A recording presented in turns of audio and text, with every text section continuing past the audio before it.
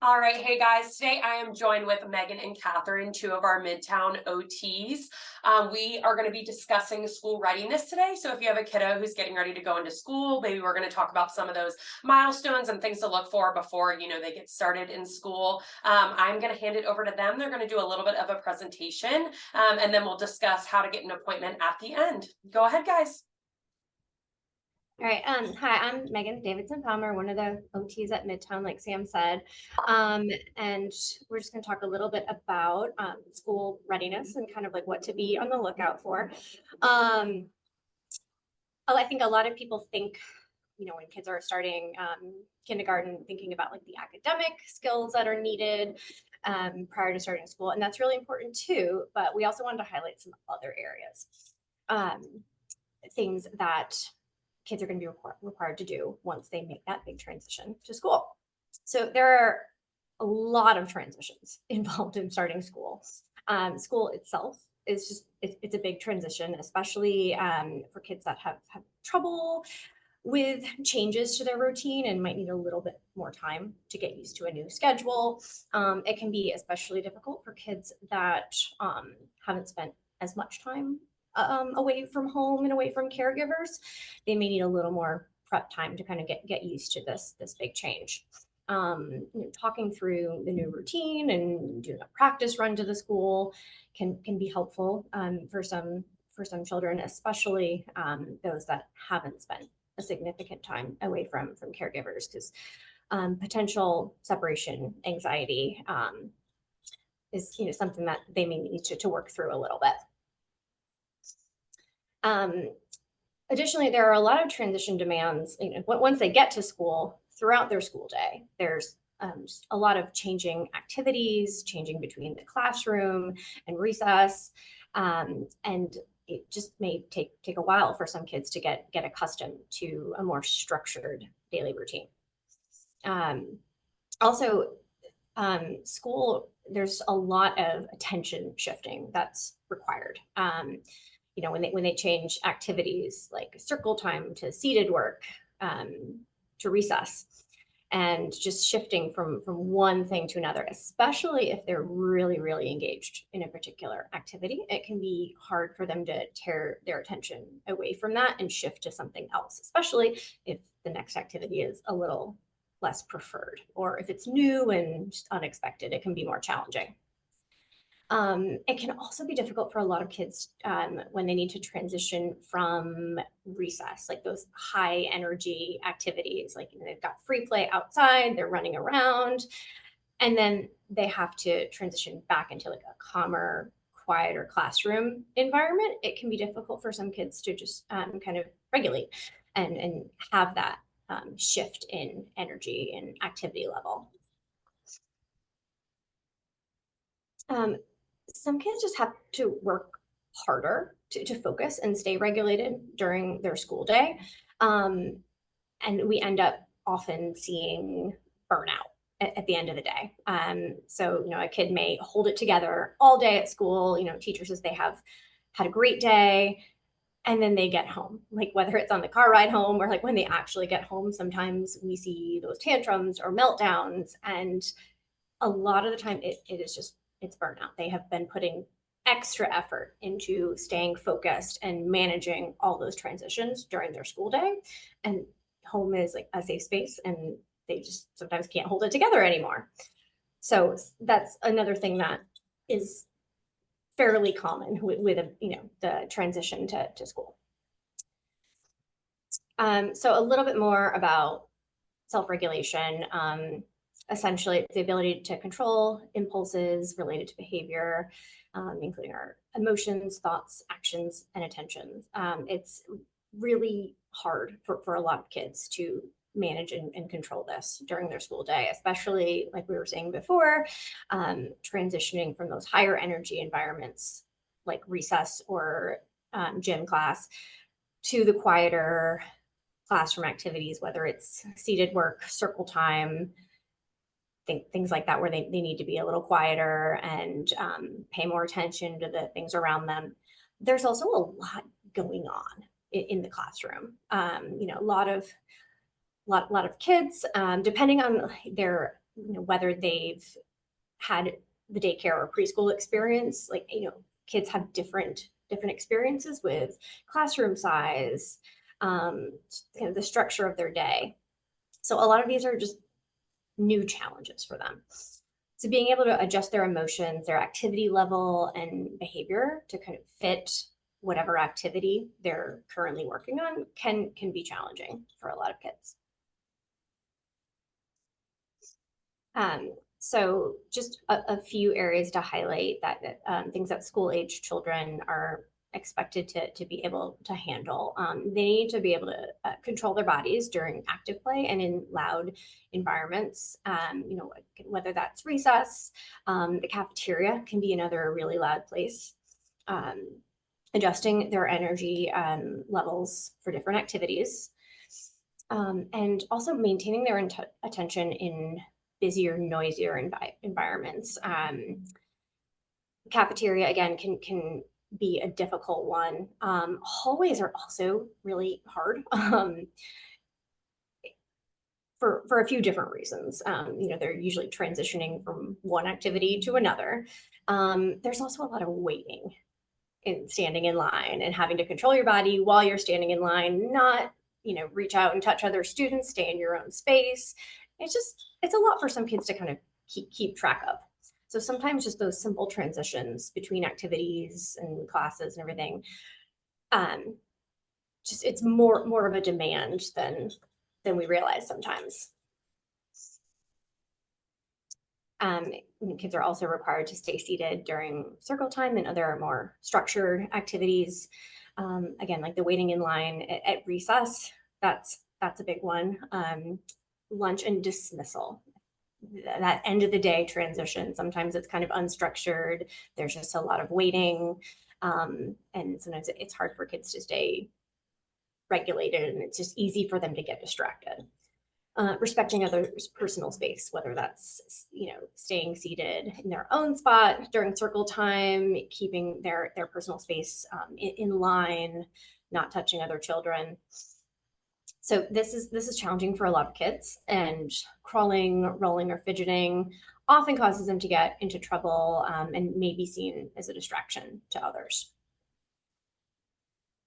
All right, Kathryn, I'm gonna hand it over to you for the impulse control section.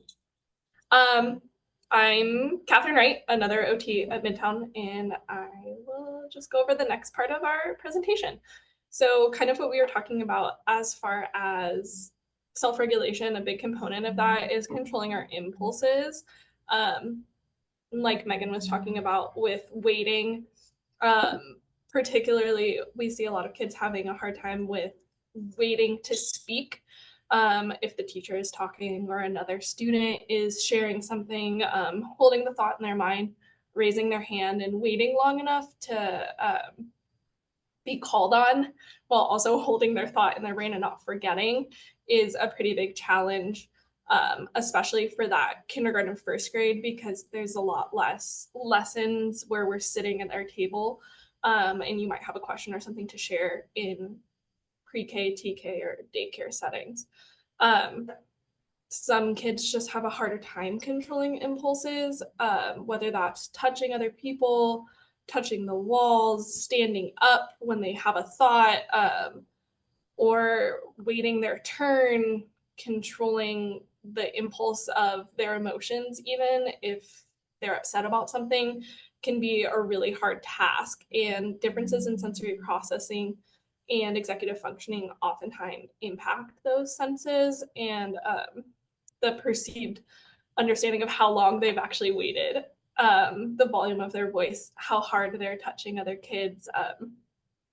You'll see, why'd you push her in line? But they're thinking they only tapped them on the shoulder. And that can be a common difference of sensory processing that affects impulse control, which affects our behavior in the classroom setting. And then the other component of school readiness that often kind of gets looked over or missed, especially for that kindergarten, pre-K age, are classroom ADLs.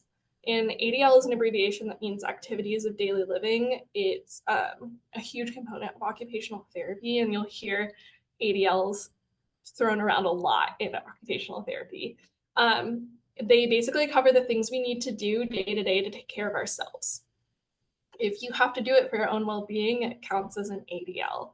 As children grow, that expectation for independence in ADLs grows too.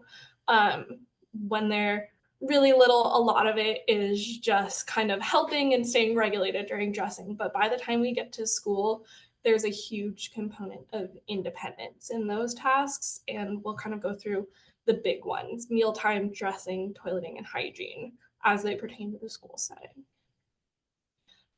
So for clothing, you might think, okay, I can get my kid out the door pretty quick. They can put their jacket on if I'm helping, but will they be able to unzip it and take it off if they're hot? Or if they have to go to recess and it's cold out, so the whole class has to put their jackets on, can they put their jacket on, zip it, or button it to the way that they like it without an adult helping? Because in the classroom setting, there's lots of kids and usually one teacher and maybe an assistant. So the teacher kind of can't be putting every kid's jacket on and zipping every zipper. So you really want to see some independence there. Also pants. If we can pull our own pants up and down, make sure our underwear is straight and not twisted, and managing the buttons and zippers if we have those, that's huge for preventing accidents at school, but also making sure that your kid isn't walking out of the bathroom with their pants around their ankles asking the teacher for help. It keeps them safe, it makes them independent, and it makes sure that the teacher isn't having to follow them to the bathroom by themselves. And then putting on shoes, a lot of pre-K, sometimes kindergarten, if there's a rest time or a nap time or a music class, sometimes kiddos will take off their shoes if there's sand or wood chips in their shoes after recess. Being able to take off their shoe, empty the wood chips out, and put it back on. Tying shoes isn't a skill that we really expect to be 100% independent in until around 6 or 7 or 8. But being able to manage the Velcro and putting them on the right feet is a big skill that will definitely save the teachers some grief and have them be a little bit more independent in their school day. And then we have hygiene. So some questions to consider about school and hygiene. Can they wipe after toileting? That's after bowel movements and urination. Are they able to flush the toilet without reminders or without becoming upset at the noise or becoming upset at someone else flushing the toilet next to them? Can they complete all steps of hand washing in a timely manner with distractions and no direct supervision? A lot of schools, the stalls and the sinks are in the same room. Some schools have kind of the stalls and then a hand washing station outside, but oftentimes there's 2, 3, 4 other kids in the bathroom. And can your child get through the hand washing steps and not be distracted and kind of get through that without a teacher having to poke their head in and hurry them along or double, triple check that they actually washed their hands? And then can they retrieve tissues and blow their nose on their own? Blowing a nose is a harder task than I think people realize, but also being able to recognize, okay, I need a tissue. Can I find the tissue in the room? Can I blow my nose and then throw the tissue away without somebody having to help me, without putting the tissue in the teacher's hand or having to ask and tell everybody that they have to blow their nose? Helps the school day go a lot smoother, and there's, again, less reliance on adults for help. And then we have mealtime. The transition between eating at home or daycare and eating at school can be a really big change. A lot of daycares, or when you're eating at home, it's kind of a go at your own pace. Make sure you eat all your food. There's a lot of times less of a crowd. By the time we're in kindergarten, there's 2, 3, 4, maybe even more classes in a lunchroom. And all of the students are eating. Sometimes we're going through a lunch line, especially if we're having hot lunch, then that lunch period is shortened even further. So we want to make sure kids can eat their lunch from top to bottom in about 30 minutes, probably a little bit quicker than that. And then snack times as well. Can your kid kind of snack and talk with their friends or play at a center without needing a very long time to focus on both those tasks.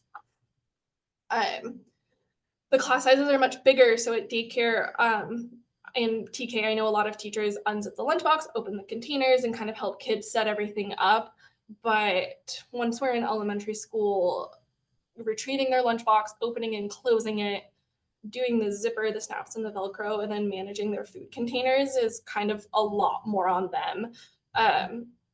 Also, recognizing your lunchbox. I know I have a couple of kiddos and their lunch gets put in a big basket at the beginning of the day and then the basket comes out. So knowing which lunchbox is theirs, knowing what food is theirs, and then being able to manage those containers and then also close them back up. That way you don't have like a bag of Cheetos just poured out into their lunchbox at the end of the day when they get home to you, or yogurt flung about everywhere. It makes everyone's job easier and it helps them with that timeliness of finishing meals. So kind of in conclusion, if we've been going through these slides and you're thinking that there are some areas that maybe your child is struggling with, might struggle with in the new fall transition, what can OTs do? Occupational therapists can do a lot of things. We provide creative solutions and that concrete practice of skills to make sure your kid is set up for success. We can help your child remain regulated and successfully advocate for their needs, figuring out those executive functioning and sensory differences as they pertain to impulse control, waiting, and transitions, and helping them be able to tell the adults what they need and how they can accomplish this more successfully. We can work with them to rehearse the skills and develop foundational strength and coordination. Sometimes if some of those containers, clothing management skills, or if you're seeing a lot of that burnout at the end of the day, there's a skill deficit hidden somewhere in there, and we can really kind of sparse that apart and find out where we need the extra help. And then we can develop those regulation and attention skills, either in one-on-one therapy, in group therapy, to make sure that we're really practicing the skills we need for classroom success. Perfect. Well, thank you guys for joining me today. If any of this resonated with you as you were listening, or you're coming up on a big transition with your kiddo, feel free to reach out to Child and Family Development. We do have an appointment request form on the website that you can go and fill out, and we look forward to hearing from you. Thank you guys.